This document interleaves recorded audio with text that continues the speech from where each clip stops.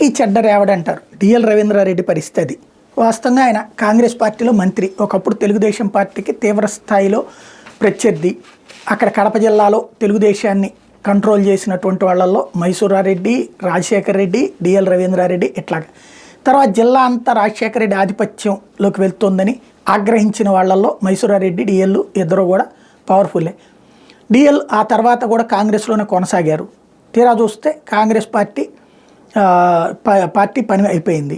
ఇక ఆయనకి తెలుగుదేశం పార్టీకి వెళ్దామంటే అక్కడ తగినటువంటి గ్రౌండ్ లెవెల్ అండలేదు తెలుగుదేశానికి. ఓట్లు వేయడానికి అక్కడ సిద్ధంగా లేరు జనం ఎక్కువ మంది.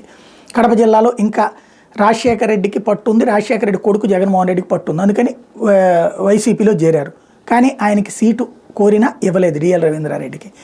దాంతో ఇప్పటికే తెలుగుదేశం పార్టీ గూటికి సిద్ధమయ్యారు. కానీ తెలుగుదేశం పార్టీ కూడా సీటు ఇవ్వడానికి సిద్ధపడలేదు, వేరే వాళ్ళకి సీటు ఇచ్చేసింది.